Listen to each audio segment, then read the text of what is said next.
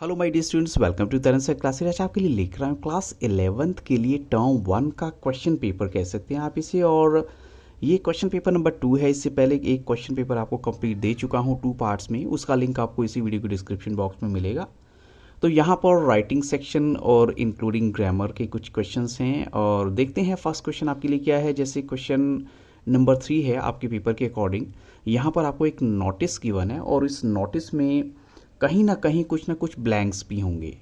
तो आपको उन ब्लैंक्स को फिल करना है by looking at some of the options जो कि आपको यहाँ गिवन है। तो देखते हैं क्या गिवन है। अब यहाँ पर देखिए क्या आना चाहिए। रेजिडेंट्स वेलफेयर एसोसिएशन ए ब्लॉक, ये आपका जो है हो जाता है heading Basant Kunj Delhi.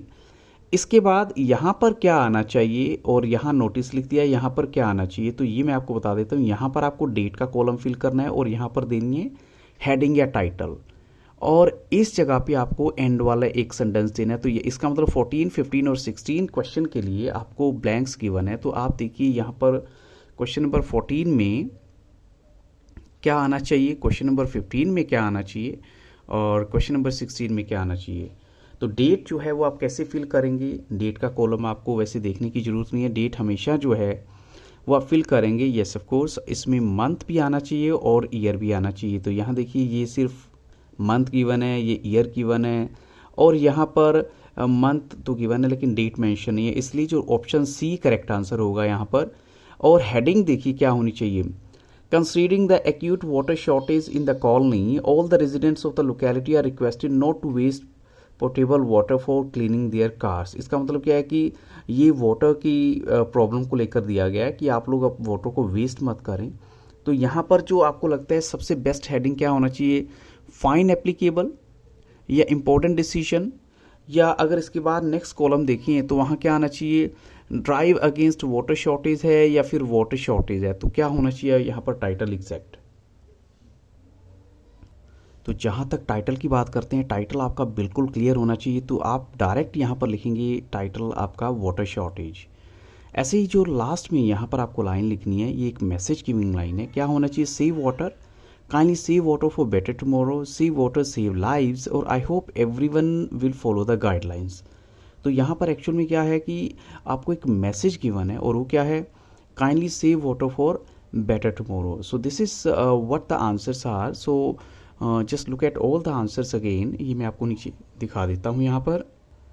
So now we move to next question. और नेक्स्ट क्वेश्चन में एक लेटर आपको गिवन है। इस लेटर में कुछ वर्ड्स, फ्रेजेस, क्लोजेस जो हैं वो ब्लैंक छोड़े गए हैं। तो आपको उन ब्लैंक्स को फिल करना है। जैसे आप देखिए यहाँ पर अगर आपका एड्रेस है तो ऑफकोर्स यहाँ पर डेट आनी है। अब फिर से डेट का कॉलम ब्लैंक छोड़ा हुआ है।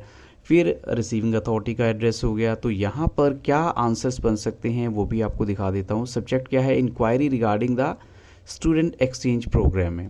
और सब्जेक्ट के बाद ऑफ कोर्स यहाँ पर आपका आता है सैल्यूटेशन, जिसके लिए आप लिख रहे हैं जैसे रिस्पेक्टेड सर या dear sir, but see what the options are given. So this is with reference to your to the advertisement. और ये एडवर्टीजमेंट के बाद फिर से यहाँ पे एक ब्लैंक भी छोड़ा गया। देखिए जो ब्लैंक छोड़ा गया वो पर्टिकुलरली इसी पर्पज़ के लिए छोड़ा गया कि आप गेस करें यहाँ क्या आना चाहिए, regarding the student exchange program being offered by your institution. तो इसका मतलब क्या है कि यहाँ पर उन्होंने उस एडवर्टीजमेंट में इस प्रोग्राम के बारे में कोई डिटेल गिवन है।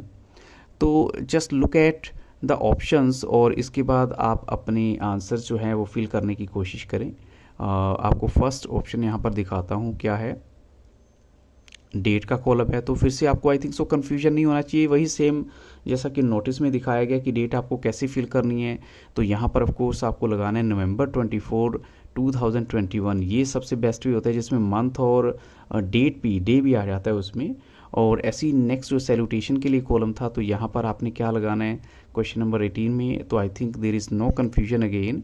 आप लगाएंगे सीधा या तो सर और मैडम जो है होना चाहिए, या दूसरा आपका कॉलम है वो 1% जो मन में डाउट आ सकता है वो आ सकता है टू सर और मैडम, लेकिन टू अब हमने लगाना छोड़ दिया। तो दैट्स वाई हम डायरेक्ट यहाँ पर लगाएंगे सर और मैडम। तो ये आपके क्वेश्चन नंबर 17 और 18 के आंसर हैं। लेकिन जो क्वेश्चन नंबर 19 है उसके ब्लैंक पहले आप देख लीजिए, और यानी ऑप्शंस आप देख लीजिए क्या होना चाहिए। सो इसमें लाइन थी, this is with reference to your advertisement. अब यहाँ पर क्या है, of your organization in a leading newspaper और published in the Times of India dated 15 November 2021 और फाउंड इन अ न्यूज़पेपर, या फिर लास्ट ऑप्शन आपके सामने है वो है लीव ब्लैंक, यानी यहाँ कुछ मत लिखिए। तो यहाँ पर आपको क्या लगता है आना चाहिए? यस ऑफ कोर्स, आपको कंप्लीट पैराग्राफ उसमें फिल करना होगा और यहाँ लगाएंगे आप published in the Times of India, newspaper का नाम आएगा और डेट भी आएगी, डेटेड 15 नवंबर 2021। तो इस तरह जो है आपने ऑप्शन बी वहाँ पर फिल करना है। ऐसे ही जो आपका 20 ऑप्शन है उसमें क्या आना चाहिए? I request you to send, और आई वॉन्ट, और आई होप टू गेट, या फिर लास्ट ऑप्शन आपके सामने है ऑल ऑफ दीज। तो यहाँ पर आपको सबसे जो बेटर ऑप्शन लगाना है वो क्या है? तो यहाँ पर देखिए 20 ब्लैंक में क्या है? The requisite information at the earliest. इसका मतलब वहाँ पर अगर आप चाहें तो आई वॉन्ट यू टू और आई वॉन्ट, तो वो भी करेक्ट होगा आपका, वो आपका आंसर रॉन्ग नहीं होगा। और इवन अगर आप बोलें आई होप टू गेट, तो ये भी करेक्ट है। इसका मतलब यहाँ पर right answer all of these है। और लास्ट में आपका जो 21 क्वेश्चन है उसके लिए जो ब्लैंक गिवन है वो देखिए स्टूडेंट है, इनक्लोजर, लीव ब्लैंक, या लास्ट ऑप्शन आपका है बोथ ए एंड बी। तो यहाँ पर मुझे लगता है जो आपका राइट आंसर है वो क्या आना चाहिए? ये सबको स्टूडेंट इनक्लोजर जो है दोनों ही है, ब्लैंक आप नहीं छोड़ेंगे, तो बोथ ए एंड बी वहाँ पर आ जाएगा। ऐसी जो इसी क्वेश्चन का सेकंड पार्ट है उसमें आपको एक स्पीच गिवन होगी, उस स्पीच में कुछ ब्लैंक्स गिवन है, तो आप इस स्पीच को पहले तो आपको अच्छे से पढ़ना है कि देखिए यहाँ पर क्या मेंशन है। जैसे डियर ऑडियंस, ये ब्लैंक हो गया। I Vimal Vimala feel extremely happy to deliver a speech on the topic balancing academic and sports. Today is a beautiful day for playing outside, and yet many of our students and our fellow classmates will skip the chance to play. अब यहाँ पे फिर से blank आ गया। Another chance of revision of our study materials. तो यहाँ पर first option देखिए क्या है। फर्स्ट ऑप्शन में यहाँ गुड मॉर्निंग टू ऑल है, या फिर my warm wishes to everyone है, और I am delighted to receive the honour of your presence, और लास्ट ऑप्शन आपके सामने यहाँ पर गिवन है कि या उसको छोड़ दें आप बिल्कुल ब्लैंक। ऐसी 23rd में अगेंस्ट है, अगेंस्ट इसलिए लगाया हमने कि टू प्ले अगेंस्ट, और इन लास्ट नेक्स्ट ऑप्शन है टू इन कंट्रेरी टू हो गया, इन फेवर ऑफ हो गया, या एज अपोज्ड एज। तो यहाँ पर ऑफ कोर्स हम कहेंगे जो एग्जैक्ट आंसर फर्स्ट ब्लैंक में देखिए तो क्या आना चाहिए? पहले तो आपकी अपनी एक तरीके से जो हम एड्रेस करते हैं ऑडियंस को, उसमें आप डालेंगे गुड मॉर्निंग टू ऑल। तो गुड मॉर्निंग टू ऑल आपने डाल देना है, ये एक्चुअल में सबसे बेस्ट है। और इसके बाद आपको जो नेक्स्ट ब्लैंक है उसमें डालना है वहाँ पर इन फेवर ऑफ। इसका मतलब क्या हो गया? Will skip the chance to play in favour of another chance of revision of our study material. तो ये दोनों ब्लैंक आपने ऐसे फिल करने हैं, तो राइट आंसर है इन फेवर ऑफ। सो 22 और 23 को आपने ऐसे ही करना है। और नेक्स्ट मैंने इसी स्पीच को कंटिन्यू किया है ताकि आपको ब्लैंक्स के साथ साथ ऑप्शंस भी दिखा सकूँ और ईजी हो जाए आपके लिए। आगे क्या बोला गया है?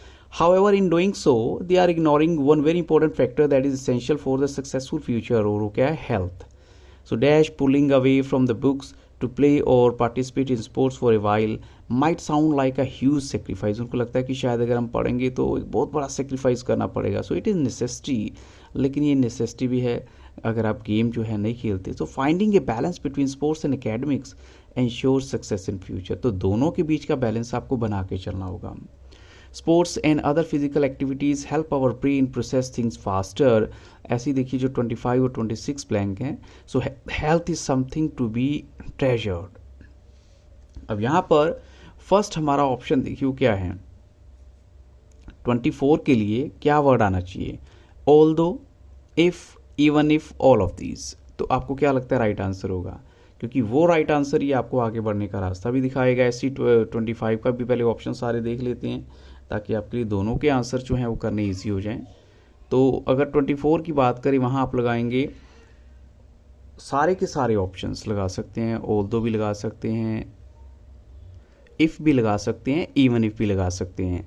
ऐसे ही अगर हम नेक्स्ट क्वेश्चन की बात करें तो वहाँ पर मीन्स 25 के लिए आपने लगाना है फोकसिंग। यहाँ पर आएगा focusing only on academics leads to anxiety, distress and depression. तो आप अगर सिर्फ पढ़ाई की तरफ फोकस करेंगे तो ये प्रॉब्लम आपको आ सकती हैं।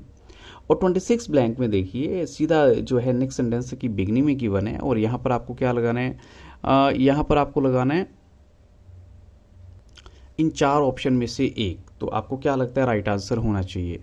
तो इन चार ऑप्शन में से अगर देखें तो यहाँ राइट आंसर बनेगा आपका I would like to say that, or the conclusion is I would like to end the speech by saying that, or both P and C.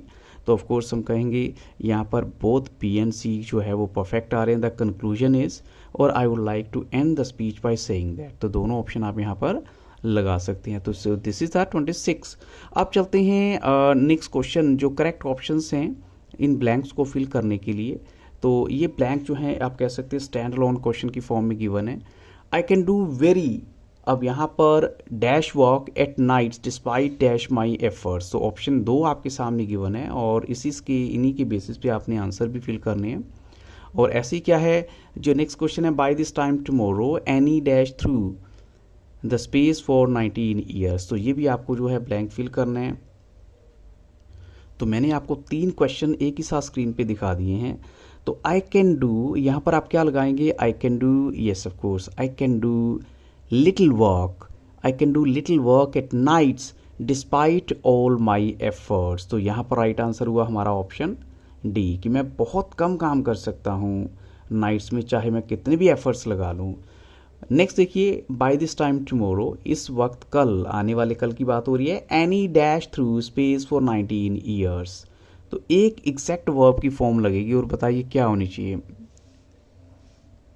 Yes of course, will have been flying, any will have been flying, क्योंकि ये इस time तक, कल जो है आने वाले कल में ये काम हो चुका होगा फॉर 19 ईयर्स। तो यहाँ पर आप लगाएंगे यस ऑप्शन सी। अब चलते हैं क्वेश्चन नंबर 29 के लिए।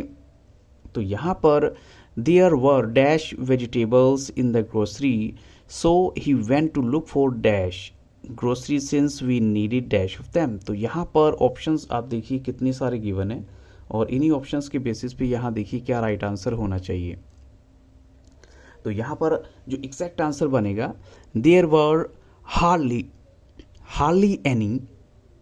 अब हार्डली एनी तो सिर्फ देखिए ऑप्शन ए में गिवन है, hardly any vegetables in the grocery, so he went to look for yes another grocery since we needed dash of them, we need plenty of them. तो यहाँ पर option A हमारा right answer हुआ।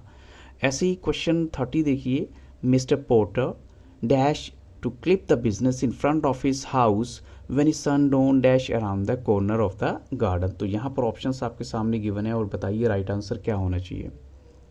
तो यहाँ पर correct answer है mister porter had begun, और सेकंड ऑप्शन ऑफ कोर्स, अब हैड बिगन लगा दिया मैंने तो सेकंड ऑप्शन बनेगा केम, क्योंकि पास्ट में ही आपको जाना पड़ेगा। तो ऑफ कोर्स ये राइट आंसर है ऑप्शन सी। तो ये कुछ इंपॉर्टेंट क्वेश्चन थे जो आपके साथ मैंने डिस्कस किए हैं। इसी वीडियो का नेक्स्ट पार्ट आपको मैं कल दूंगा। I hope so these questions will definitely make your understanding better. और इस वीडियो के डिस्क्रिप्शन बॉक्स को मत देखना भूलिएगा, वहाँ पर आपको और भी वीडियोज़ के लिंक मिलेंगे। So thank you very much and have a very nice day.